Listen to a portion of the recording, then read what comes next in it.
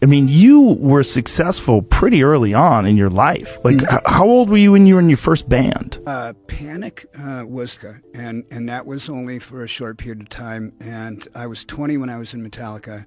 So I probably started when I was around, I don't know where that came from, but there was just a shred factor to that guy.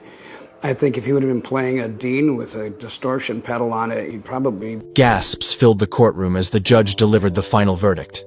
Dave Mustaine, overwhelmed by the weight of his sentence, collapsed in shock. The dramatic scene left onlookers stunned, highlighting the intense emotions surrounding the case. But what led to this shocking courtroom confrontation between former bandmates, now bitter enemies? Here's everything you need to know about the explosive lawsuit that brought the Megadeth frontman to his knees. Dave Mustaine, a metal legend. Dave Mustaine was widely regarded as one of the greatest guitarists in thrash metal, celebrated for his technical prowess, commanding presence, and unparalleled ability to bring authenticity to every riff he played. His career, spanning over 4 decades, included iconic performances with Megadeth in classics such as Symphony of Destruction, Holy Wars, and Rust in Peace. However, Mustaine's legacy extends far beyond his musical achievements. His influence on the craft of metal, his contributions to the genre, and his deliberate decision to rebuild after being ejected from Metallica all paint a picture of a man deeply dedicated to his art and personal vendetta. Mustaine's career was built on a foundation of discipline, resilience, and an unwavering commitment to his craft. Despite facing early rejections, including being fired from Metallica in 1983, he refused to let setbacks define him. Instead, he channeled his determination into forming Megadeth, eventually earning his place as one of the most respected guitarists of his generation. His performances earned him critical acclaim, solidifying his status as a metal legend. What set Mustaine apart was his ability to portray complex, technical compositions, with a depth and realism that resonated deeply with metal audiences. While Mustaine's guitar work made him famous, his business ventures showed his strategic mind. After building Megadeth into a metal powerhouse, he diversified with premium wines and upscale merchandise that made him millions, money that would later fund his legal war against his former band. The betrayal that started it all. April 1983. While Mustaine slept off a hangover, Metallica's manager was finalizing a record deal that would change metal history, with one condition: Mustaine had to go. That morning, he was handed a one-way bus ticket home while his replacement Kirk Hammett was already flying in, his ticket purchased weeks earlier. This wasn't just a firing. It was a calculated business amputation that severed Mustaine from what would become a metal empire. That day they robbed me of more than just a band, Mustaine would later testify. They took my songs, my identity, and for 40 years, pretended I was just a footnote. The bitter seed planted that day would grow into an obsession. While Metallica became global superstars, Mustaine built Megadeth with a singular focus, proving them wrong. Every album, every tour, every success was driven by this primal need for vindication. But beneath the surface, something else festered. The knowledge that songs he had written were earning millions in royalties he never saw. The rise of two metal titans. The aftermath of Mustaine's expulsion saw both bands take dramatically different paths to success. Metallica's trajectory skyrocketed after signing with Elektra Records, their albums Ride the Lightning and Master of Puppets defining a new era of thrash metal. Their aggressive sound, coupled with strong business decisions, positioned them as metal's most bankable act. Meanwhile, Mustaine faced immediate roadblocks. Record labels, wary of taking on Metallica's cast-off, initially offered Megadeth minimal support. Their debut album, Killing Is My Business and Business Is Good, was recorded on a shoestring budget of just $8,000, a fraction of what Metallica was spending. The stark financial disparity created resentment that would fester for decades. "We were eating ramen while they were dining on steak," Mustaine told Metal Hammer in 1987. "But hunger makes you hungrier. I was determined to outplay, outwrite, and outperform everyone, especially Lars and James." This determination fueled a prolific and technically advanced approach to metal. While Metallica broadened their appeal with more accessible songs, Megadeth doubled down on complexity and speed. Albums like Peace Sells. But Who's Buying showcased Mustaine's intricate compositions and politically charged lyrics, establishing Megadeth as intellectual counterpoint to Metallica's raw power. The late 1980s and early 1990s saw the rivalry intensify as both bands reached creative peaks. Metallica's self-titled Black Album pushed them into mainstream superstardom with over 16 million copies sold in the US alone, while Megadeth's Rust in Peace and Countdown to Extinction earned critical acclaim for their technical brilliance. Behind the scenes, however, Mustaine struggled with substance abuse issues that threatened to derail his career. Problems he often blamed on the trauma of his Metallica firing.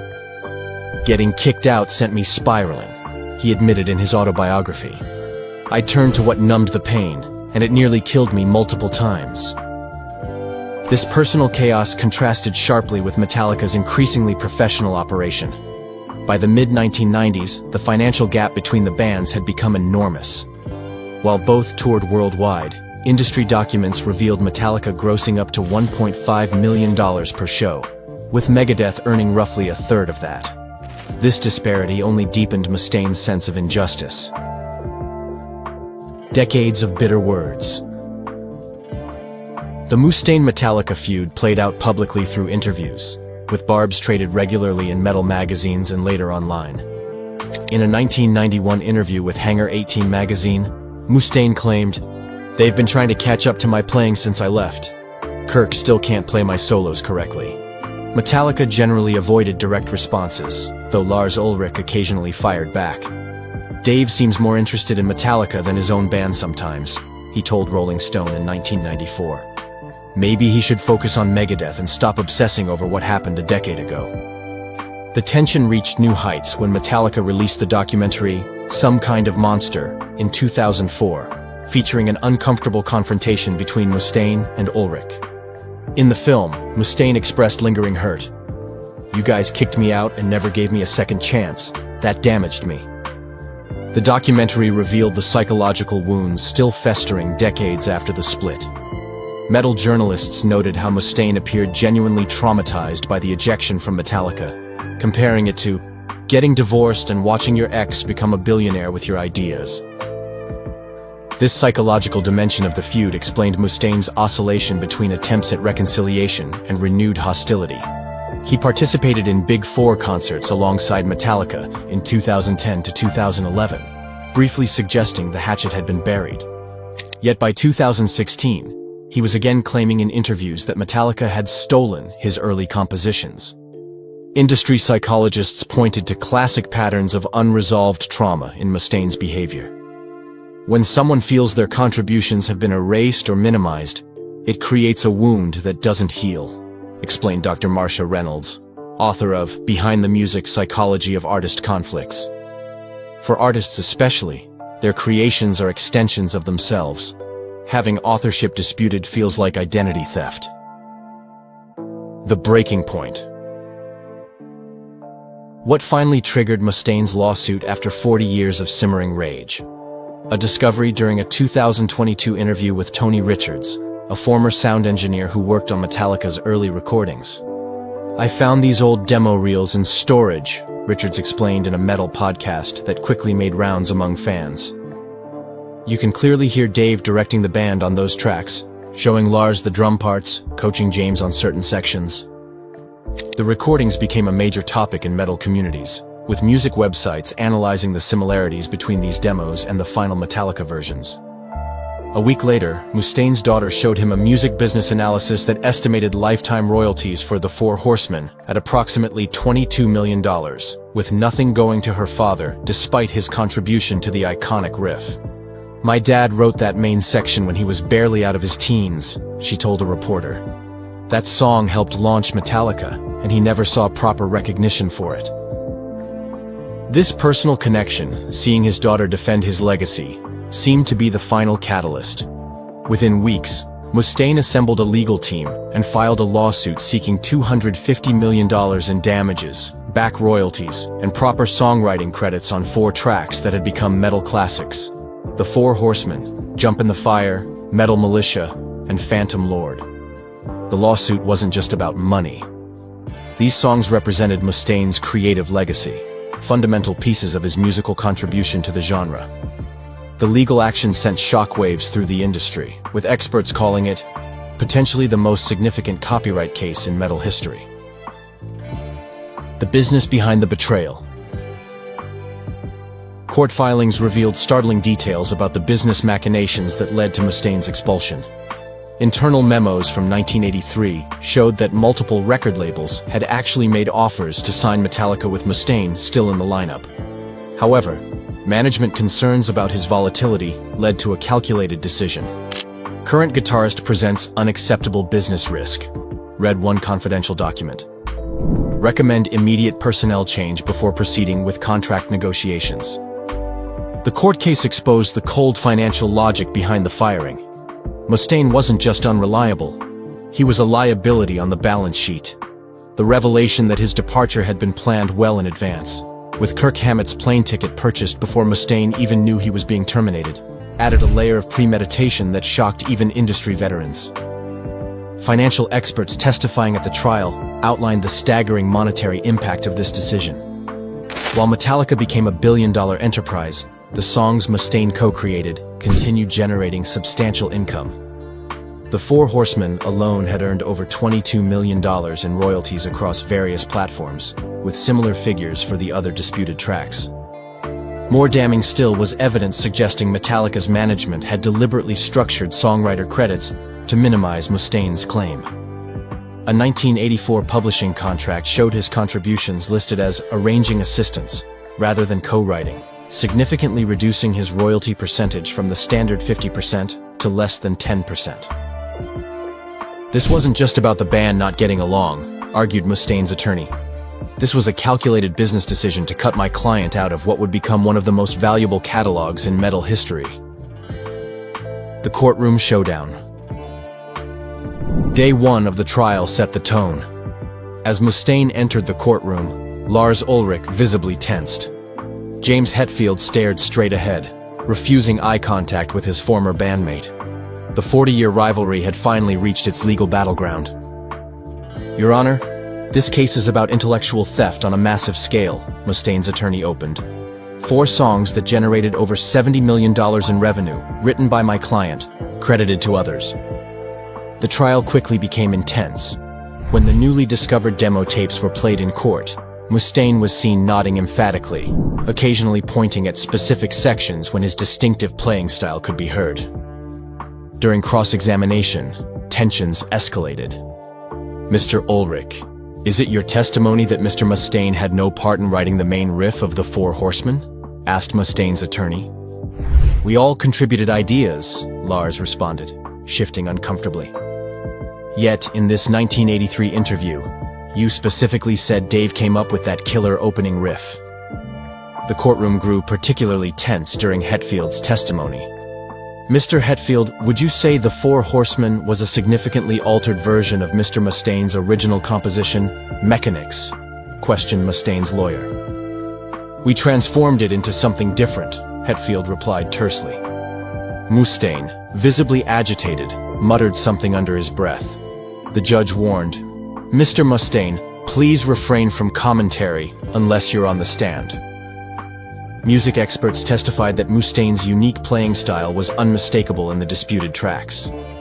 These compositions bear his musical fingerprints, testified Dr. Harold Jenkins, musicologist from Berkeley. The angular riffing, the chromatic elements, it's distinctly Mustaine's approach. Metallica's defense focused on transformation, arguing that while Mustaine may have contributed initial ideas, the final songs were substantially different after his departure. These became Metallica songs through our blood and sweat, Hetfield testified. Dave left before they were even properly recorded.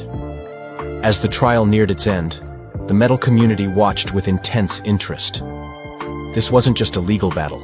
It was the final confrontation between two titans whose rivalry had defined an entire genre. The money trail. Financial forensics became a central element of the trial, with accountants following the money trail of the disputed songs across 40 years of Metallica's career. The numbers were staggering. Beyond album sales, which had generated approximately $45 million for the disputed tracks. There were concert performances, estimated at $62 million in value, merchandise, $38 million, and the modern streaming era, which added another $15 million and growing. Metallica's business empire had expertly monetized their catalog through strategic licensing deals, limited edition releases, and premium experiences. The songs Mustaine claimed to have written had become cash-generating assets in a portfolio worth nearly $1 billion. The irony, noted one industry expert testifying at the trial, is that Mustaine's early Metallica compositions now generate more annual revenue than Megadeth's entire catalog. The Four Horsemen streaming income alone exceeds Megadeth's top 3 songs combined. The financial disparity extended to touring as well. While Metallica commanded $2 million per stadium show with production costs offset by massive audience sizes, Megadeth's theater circuit brought in roughly $250,000 per night. Respectable in metal circles, but a fraction of their rivals' take. Perhaps most painful for Mustaine were the publishing royalties.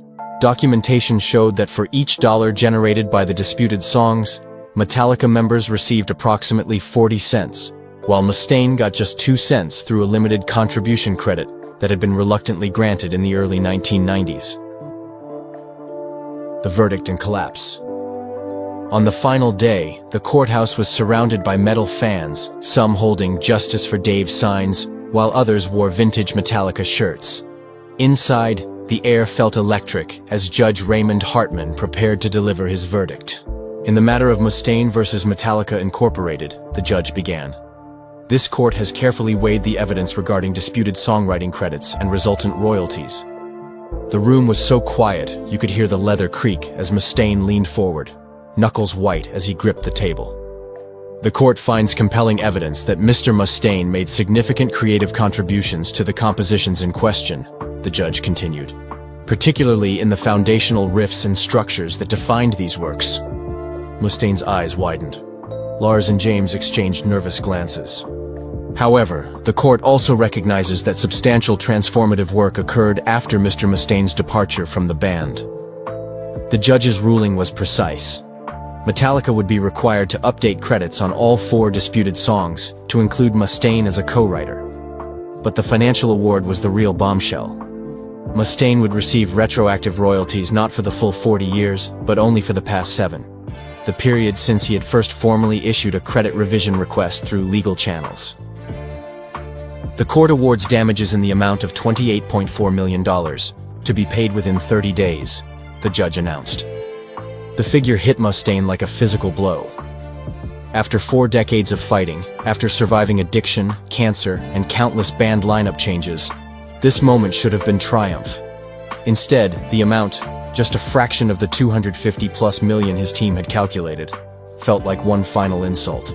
His face drained of color, sweat beaded on his forehead as the judge continued reading the full judgment. Additionally, all future releases containing these compositions must...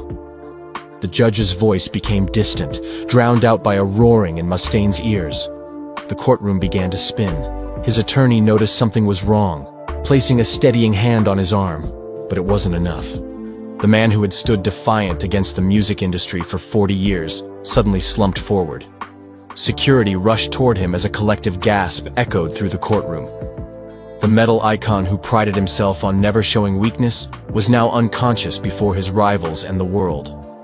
"He's had a vasovagal response," a doctor in the gallery called out, pushing through the crowd. "Give him space. Someone call 911. As paramedics rushed in, photographers captured the scene that would dominate music headlines worldwide. Dave Mustaine, the indomitable force behind Megadeth, being carried out on a stretcher, the emotional weight of 40 years of fighting finally taking its physical toll. Outside the courtroom, James Hetfield was seen briefly with his head in his hands, while Lars stood stone-faced, refusing to comment as they were whisked away by security. The aftermath. The medical drama quickly overshadowed the legal verdict. Metal news sites and social media exploded with concern as fans shared updates and messages of support with hashtags like #MustaineLegacy and #MetalJustice. 3 days later, still looking pale but with his defiance intact, Mustaine released a video from his hospital room. 40 years of anger will apparently give you high blood pressure, he explained with a weak smile. The doctor says I need to let some things go. Maybe he's right. The health scare seemed to shift something fundamental in the decades-long feud. In a surprising development, James Hetfield was reportedly seen entering the hospital. According to one anonymous source, the Metallica frontman spent almost an hour in Mustaine's room, though hospital staff would not confirm the visit. Neither would comment on what transpired, but Mustaine's next statement struck a different tone. That bus ticket in 1983 set me on my own path. Maybe it was always meant to be this way. The court gave me validation, even if the check wasn't as big as I wanted, he said with a hint of his old fire. I built something they couldn't destroy, and now my name is where it belongs, on those songs. The industry buzzed with speculation about what might come next. This legal battle has changed the landscape, commented one veteran producer. These two have been at odds for so long that any kind of reconciliation would be monumental for metal. Music journalists noted that Mustaine appeared to be planning new concert dates that would feature the disputed songs in their original forms. Fan forums immediately lit up with theories about possible collaborations, though neither camp offered any confirmation. When asked directly about potential reconciliation, Mustaine gave his trademark smirk. Let's just say we finally found something we agree on. Those songs deserve to be remembered properly. The legal battle had become something unexpected, a potential turning point, rather than a final separation. Ticket sales for Megadeth's upcoming shows surged, with many venues reporting sellouts within hours of the news breaking. For fans who had followed this rivalry since the 1980s, the courtroom drama might represent the closing of metal's longest-running feud. The collapse that shocked fans worldwide hadn't just been a man reaching his breaking point. It may have been the old grudge itself finally giving way. What are your thoughts on Mustaine's legal battle with Metallica? Share your thoughts in the comments.